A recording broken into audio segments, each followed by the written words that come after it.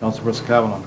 Yes, I would like to make a motion that the council issue a formal public notice to Councilmember Archambault that the council strongly disapproves of actions he took following the last council meeting in a public area of the community center where he confronted the town manager in a public area in front of residents and employees and engaged in activity unbecoming of a council member, or anyone for that matter, to wit, shouting at the town manager, using profanity, to wit, the F word, engaging in abusive hostile contact, to wit, contacting the manager with his finger, and other hostile behaviors.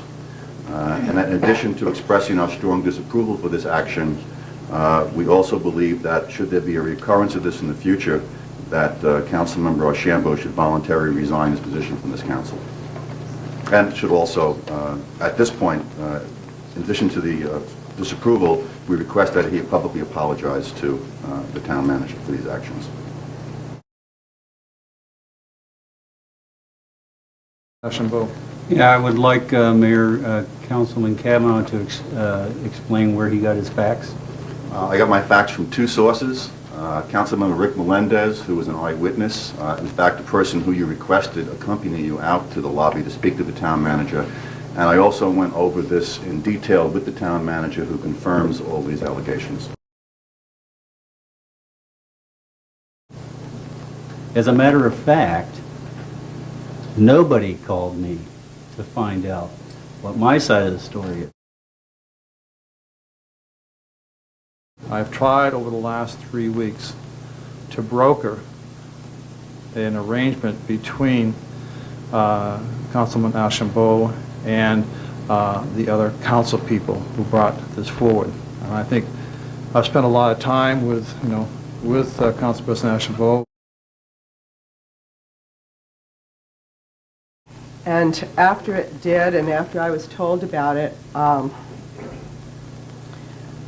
I know I called Councilman Archambault and we talked, and a few times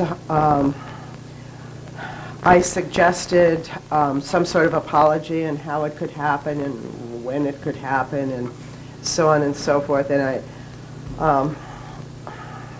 in fact, I may have sounded like a broken record with my phone calls, because that's basically what I had to say. And I asked Mayor Nichols if we could avoid to bring this issue to the public. And he replied that he had asked Councilman Archambault to apologize on 3 separate occasions.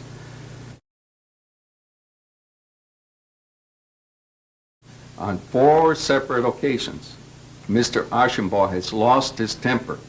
Let me cite him for you. The first one, right here on the dais, when he changed nameplates from Councilmember Nicola to Councilmember Stevens because he was irate over a decision in executive session.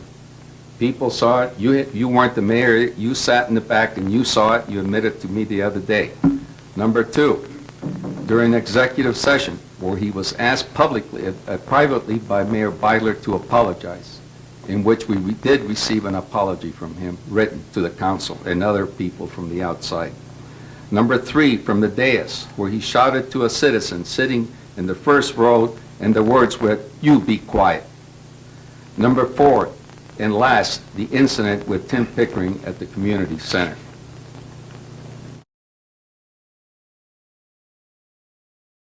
Don't embarrass your fellow council people, don't embarrass employees, and don't embarrass the public of this town of Fountain Hills.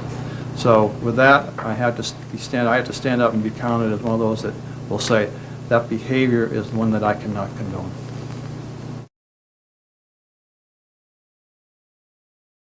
You know what? This is not what Fountain Hills should be looked upon as a community. We're 22,000 people here. We got mountain issues. We got water issues. We got a lot of issues. I didn't want to come up tonight and make the speech that Mr. Archambault said I made. I thought about it very, very carefully. You know what? But I need it since he precipitated and not, according to Mayor Nichols, not apologizing. I had to do that. I had to do it so the people can understand where we were at. Councilman Archambault refuses to admit to what he does, to accept responsibility for what he did, to say that it's wrong, and to say he will not do it again. And that is what, frankly, makes this a very dangerous situation. When you don't admit that you did something wrong, there's a pretty good chance you're going to do it again. And there, as I said, this is the third to fourth time, and we all know that. He's embarrassed the town, he's embarrassed the council. He's created a hostile atmosphere for the staff, not only the town manager. All of the staff now knows that he's got a razor-edge temper, and he's willing to engage in hostile behavior when staff doesn't do what he likes or doesn't answer properly. He's destroyed his working relationship with, well, I would think he's destroyed the working relationship he has with the manager. He's severely damaged the working relationship among council members by putting us through this torturous episode. He's exposed the town to civil liability by creating a hostile work environment, as Vice Mayor Melendez has stated after talking to an attorney. We've all heard of cases where employees sue their employers because there's evidence that an employee was exposed to a hostile environment. The employers, us, knew about it and failed to take any action. And the only action we're doing here tonight is we're saying this is wrong. We're publicly acknowledging the bad behavior.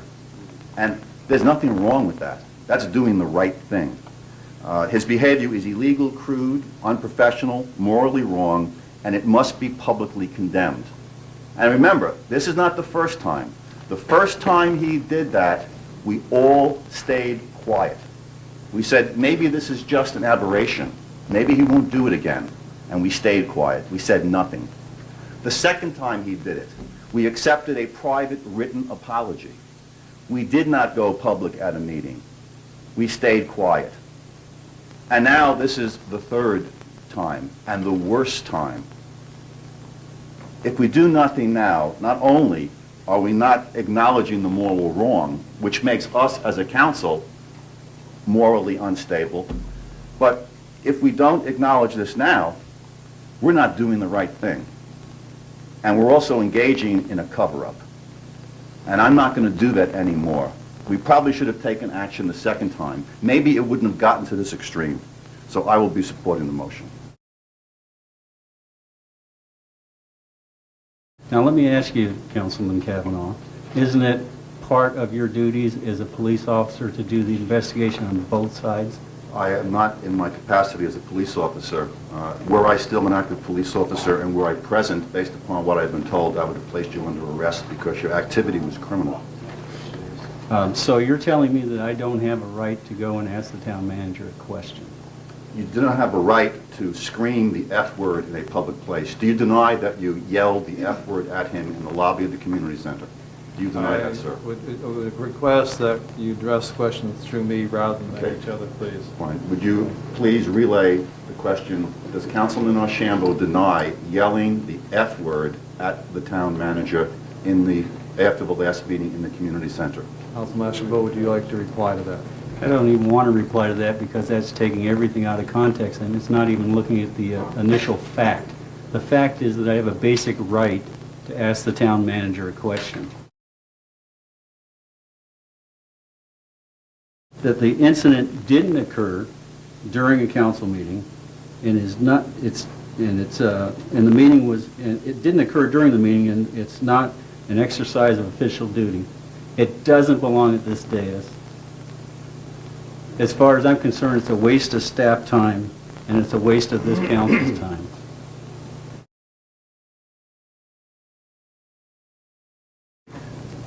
Quite a speech, Rick.